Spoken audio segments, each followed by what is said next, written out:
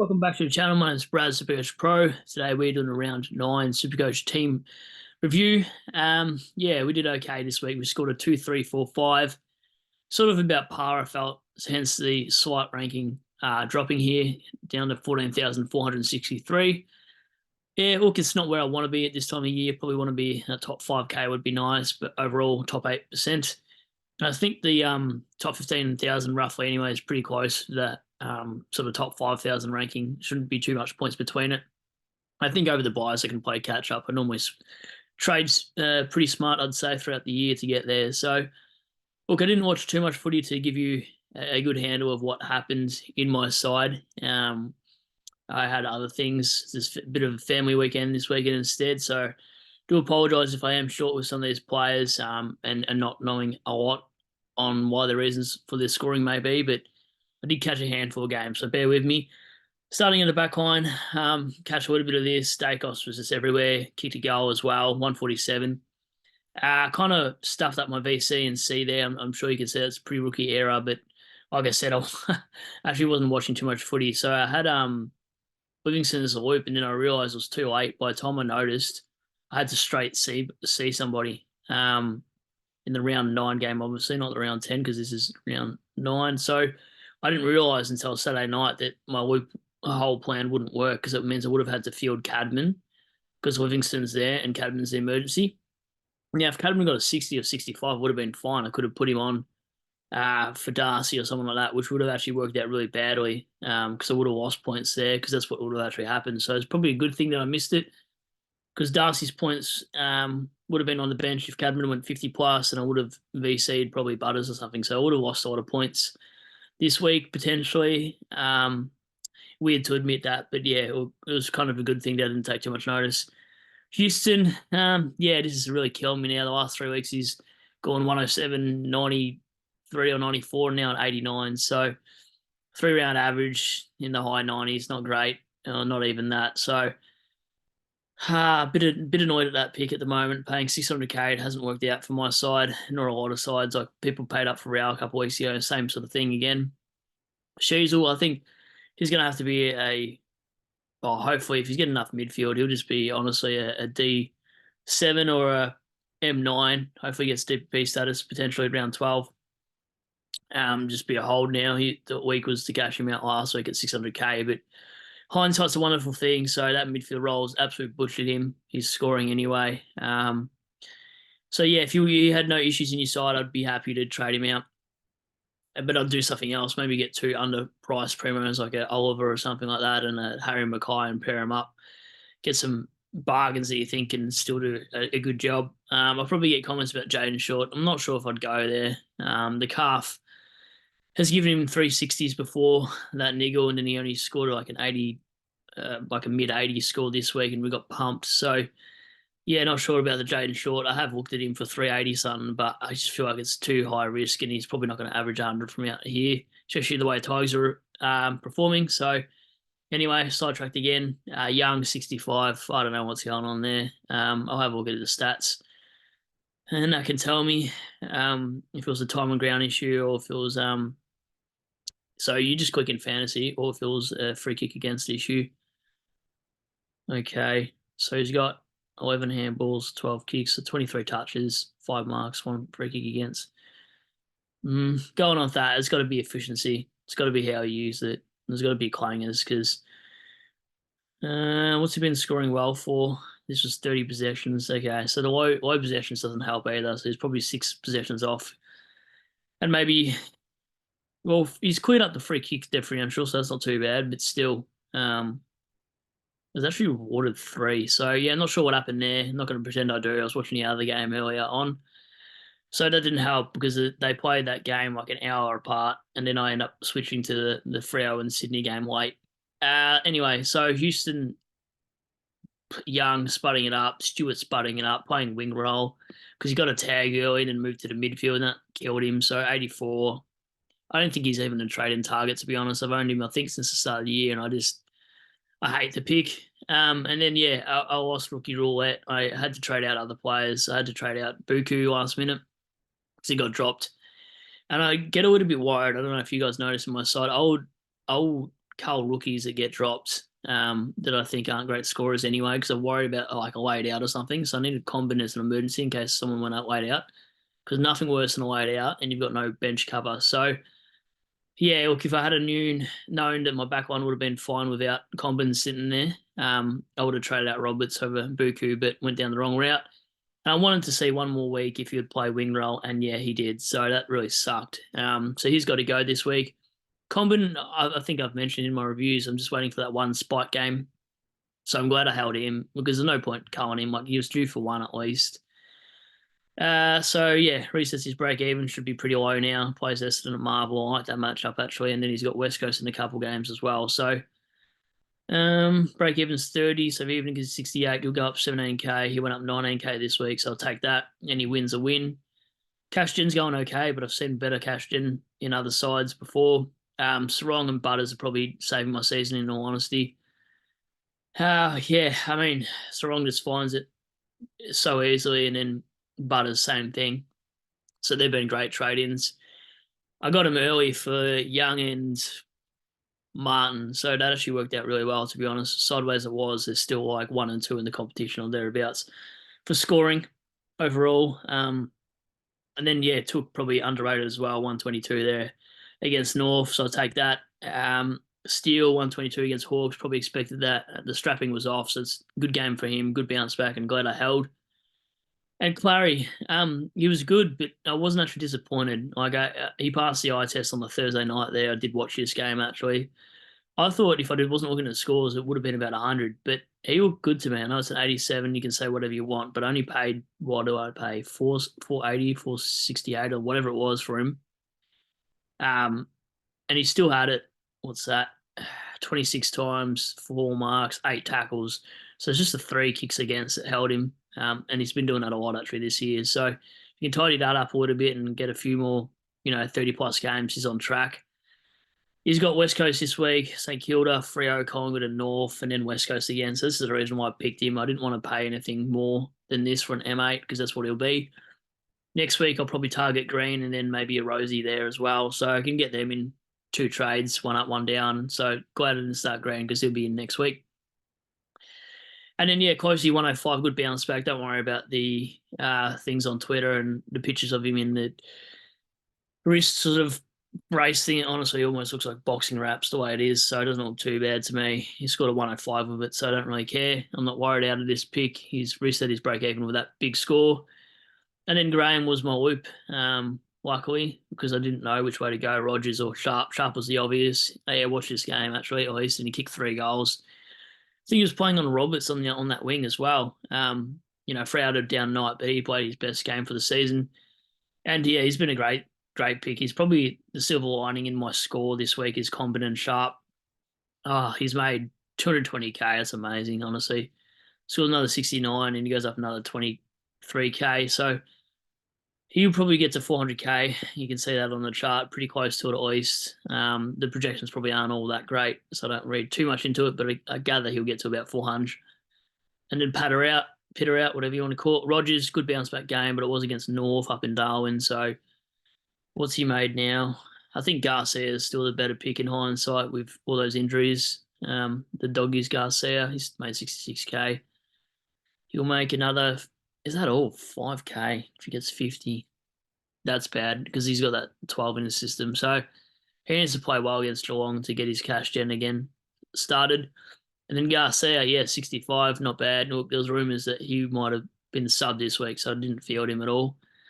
But look, for the midfield, I know I don't got a strong midfield at all, the last 3, but they still did all right. They went 87, 98, and 105. It's better than what Rao's been putting out in the last 2 weeks. So I'm happy with that. If my rookies are outscoring 4 and primos, then I'm all good. But I seriously need to upgrade this after I bring in Ryan this week, I should say. And then this is what stuffed me up is Sweet not playing. It means I had to field Jackson in the midfield, in the ruck line, and then Jones up forward. So that was always here. So it probably cost myself, 40, 50 points there if Sweet was playing. And there's all if mutts and maybes. But then there's also another 50 on the bench. So look, every Supercoach can say that every week, but I definitely lost myself about 100 points this week. So looking around the grounds, I'm not too worried out of it. I definitely know I'm a trade behind most other people, including content creators. I think I've done a couple sideways things at the start that I probably should have, in hindsight, held, and I would have been okay. I would have been one up. So it does bite you these later rounds, but I think we'll trade well. And I wanted top line primos, and that's why I targeted Sarong and Butters early instead of, bringing him round 10, 11, 12 when I've already missed out on all the early points. So that was the plan. Has it gone to what I thought it'd be? Probably not. I thought it'd be about top 5K. So, Gorn got scaled up 11 points for no reason, really. I don't know how this champion data works, but they've definitely got favourites in Gorn and Luke Ryan and players like that. And that's why you got to own them. You can't just complain about them. If you've got to complain about them, just buy them, like I did with Gorn. Just bite the bullet and just grab them. They're a hard watch if you don't. And anyway, Heaney, 118 has been a great hold as well. I know people wanted his cash out because the players come back inside, and Luke Parker did well in the VFL again, so he probably gets named, but I still don't think it affects Heaney because he does find ways to kick goals as well. So, and then Flanders, just no matter what position he plays, 108 so steady. Really surprised his price hasn't moved actually beyond 600,000 yet. So happy with him. Unfortunately, got to hold on to Reed this week. I know how he scored poor against Collingwood, which I kind of expected, to be honest. But will we get a 93 against Melbourne? What's their ranking? Well, yeah, okay. 81, 61. Probably going to get more CBAs. I might have a look at these CBAs and see what happened there with Reed, potentially. But he's just going to have to be a hold for one more week. If he scores like an 80 plus, I'm probably just holding and then trade him out last. But could really do with his cash this week or next week, at least for Tom Green. Which could literally just go up Tom Green to Reed, which I will do in one trade potentially, depending on all the other rookies' break evens as well. I'll just play it like that. There won't be any, set moves. It's just whoever's break even needs to call. I'll do that as the priority. Three kicks against doesn't help. And low possessions, okay. That's why I did bad. That's an issue. Maybe look at his CBAs. Should I be concerned? West Coast.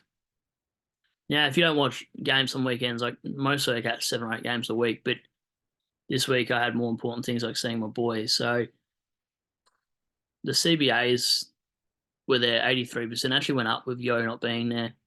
Dom Sheed got some. Okay.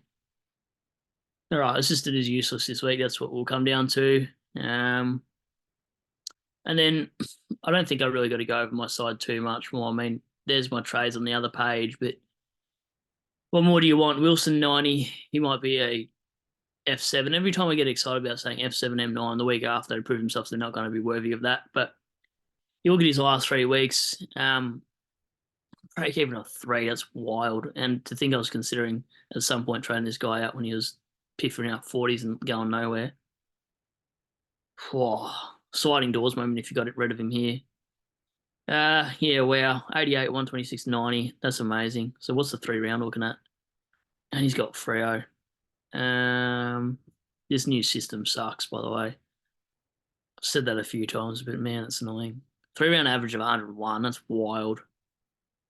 And then Darcy, he was an obvious field. Anyone against Tigers you field. That's why Captain Bont, to be honest, because I had a feeling he'd have a good day against this. I have a feeling everyone would have a good day against this. So, if I do seem a bit flat, I just drove 6.5 hours, so I do apologise for the lack of knowledge too of the games. It's not normally like that for me, as you guys know. And then Jones on debut did nothing. He couldn't get near it. Excuse me, I was watching parts of this game and they burned him a lot, but I won't have to field him again hopefully this week. So on the other page, we'll go for my trades, but Luke Ryan, 60-point last quarter is ridiculous. What's his kick-ins? They're just insanely good for kick-ins. Like another 6 there, played on 5 times. Yeah, wow, okay. It's only him and Clark. I shouldn't even take any this week. Interesting. And thoughts and prayers with McCarthy as well. I'm really sad to see that happen and whatnot. And on that note too, glad DR and his family's all well as well now. So just thought I should mention those things. But the side going into the round is probably as simple as this. I won't keep you guys waiting too much longer. Roberts, Cadman for Ryan and Breville or Sutherland. It really depends.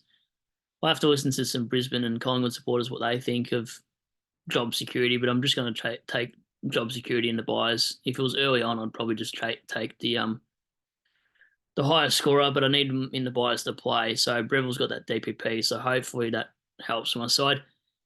Now, what does my side look like in the round? You know what? I'm just going to optimize it because I can't be bothered mucking around. Still 2-3-9-2. That's bad. You want to see 2 4.5s, 2 5s. I know I'm not a massive fan of projections, but I'm probably just going to Ryan into Butters this week for me. Simple as that. Interesting that they've put Combin down forward. I actually like that. I think they've got it right. Ryan. Yeah, midfield looks okay. Actually looks okay on paper. The issue is they haven't considered Sweet will be back in. Oh, what do I do? There's probably more consistency. Well, I got to look at the matchups too. The Roos play Essendon. When Doggies play Giants. Oh, yeah. It's probably the week that Darcy gets a 50 against Sam Taylor and players like that. That's a real hard one. I don't know what I'll do with my setup here. I know it seems wild to put a guy that scored 113 on the bench, but it was Tigers, so maybe something like that. I'll have a play around with it, even though it looks worse, 2-3. But yeah, I'm definitely one trade behind the competition. I can feel that just by looking at the sides and people's ranking going up every week. But in hindsight, in the long run, Cash Gen's going to be okay because we'll probably upgrade. This is the hardest thing. Probably Reed next week, I think, into Tom Green and downgrade somebody else because I don't have enough money to go one trader, else I'll just do that next week if it was possible. But I think I need a bit of cash for him, probably 100k. So it's hard because everyone did well break even wise to know who's going to go out. I mean, maybe if Graham doesn't get a gig now that some Gold Coast players have played well, maybe he goes early because it is Tom Green at the end of the day. But he's break even. It's a 12. But you do whatever you can to upgrade your side at the end of the day too. That's the whole idea. There's no point hanging on to people if you've got enough cash in around the team. Like Sharp's going to go close to 400.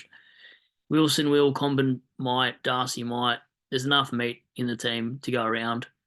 Garcia could potentially, and then Rogers probably will be a slow burn as well as Garcia. But see how we go. Hopefully we can upgrade the side by the buys, and I don't care. Bring in, Green a week before his buy. I'll cop it. I don't mind waiting. It just depends what he scores because I don't really want to pay. I want to pay his bottom out price. In all honesty, I'll cop a donut because I think I can cover that buy anyway. Let's actually have a look at that. Can I cover Green if I can well and truly cover Green with this side? So it had zero effect. I could do it. I got no issue there. I'm pretty sorted around 12 buy, aren't they? I should actually check that. Yeah, they're not. I can't see him there. So that'll be fine if I grab him because it won't hurt me on field. I'll do that next week, but Luke Ryan completes my defence. But just Shea's not going to be a primo from here out. I don't think. I don't know what Stewart is anymore. He just needs a good runner. I'm never starting Stewart again. He's just a frustrating pick this year. Yeah, I don't know. That defense just all sucks. I'll probably leave the video there. I'll start ranting about defense and forwards at some other point. But that's the side going into the round. I might do a preview. I might do a live stream tomorrow if I can. I apologise for the late video. I only got back tonight. So lucky to even do a video after almost a 7-hour drive. So any comments, just chuck them in below. I'll respond when I can. But hopefully you guys scored well. And I'll catch you on the live tomorrow. Not sure what time, maybe 6 p.m. I'll do a live stream and we'll get raised trade questions and whatnot in there. Catches.